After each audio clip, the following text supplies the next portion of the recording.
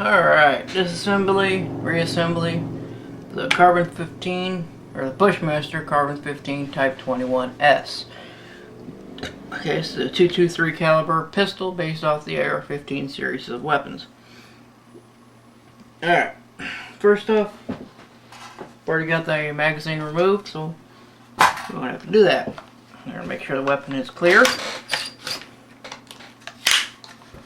Okay, chamber is empty. Okay. Now the first thing that you do separate from this than an AR-15 rifle is remove the buttstock tube, or the buffer tube. Okay, you just unscrew it. And there is spring in here, so you want to, it's not too much, but you still want to keep it clasped, closed. So remove the tube, remove the spring, remove your little baby buffer. Now there are two pins, okay, here and here. Sometimes you need a punch, sometimes you don't. I'm just going to go ahead and use one. They are captive, so they don't go nowhere. And remove the upper and lower assemblies. The lower assembly contains your firing mechanism, your magazine, well, and all that fun stuff. Just for general cleaning, don't bother pulling any pins on or anything like that. So we're just going to set that off to the side since we're pretty much done with that. Now your upper assembly, take your charging handle and pull it a little bit out, just enough to expose the bolt carrier. Pull the bolt carrier out, put it aside. Now you're going to feel this, if you pull far enough, it'll stop, pull right up, pull it on out. Two little notches right there correspond with two little cutouts right in there. So now you can clean out your barrel and your upper, clean your lower. You just basically just take a light, I use a toothbrush, and brush this all down and wipe it down. So now you got your bolt and your bolt carrier. Right now they are one piece, soon they will be separate. This is your bolt, there's your bolt carrier. There's a little cotter pin right there. There's your firing pin, retaining pin. Sometimes you need a little something to get in there just because it's so tiny. Now your firing pin will drop on out. Now you can turn your... for some reason I find it so much easier to do this in line with the gas key right here. So you want to turn your bolt retaining pin to the side and remove your bolt. Now you've got your bolt key or bolt carrier. Now you do have an extractor right here. You can see how it's kind of cut out. There's a little pin right in front of this silver line. I know it's catching the light right about there. You can see that pin. You just push it right on out if you want to. You don't always have to do this. I'll leave that out a little bit just so you can see that pin right there. Now you remove that pin. You push it a little bit farther.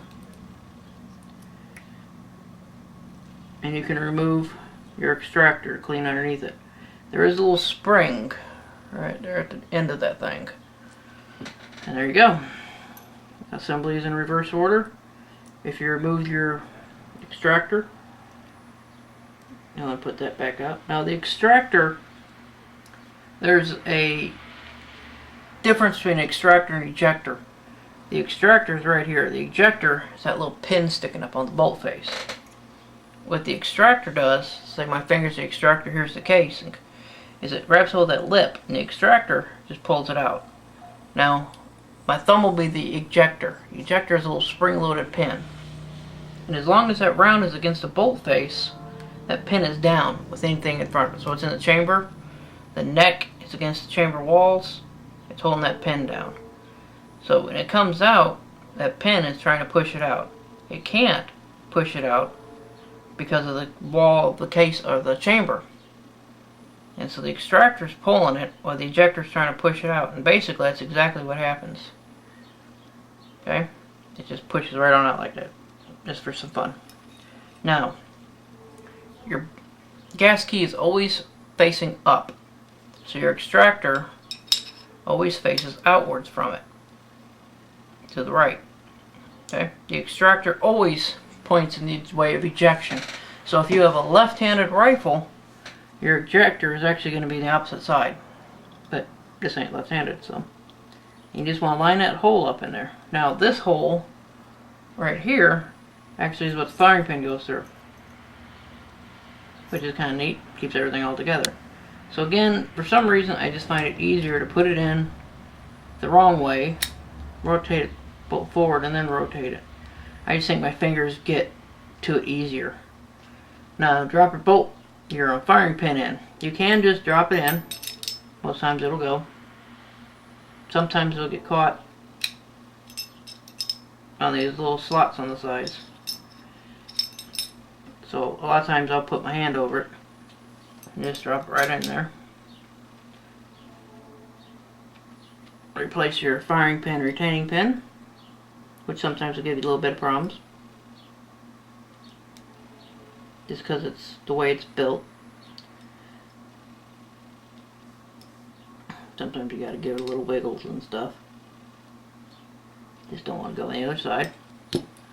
Now, you're gonna put your charging handle in first. Just line up those little notches right there, put a little cutouts in there, and push it a little bit forward.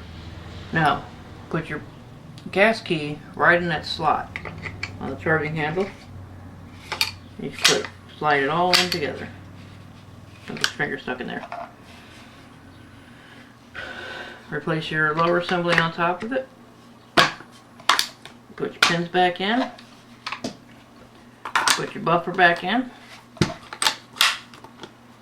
Put your spring back in. Now there is a little post right there, so you're going to line that up. Screw your buffer tube back down.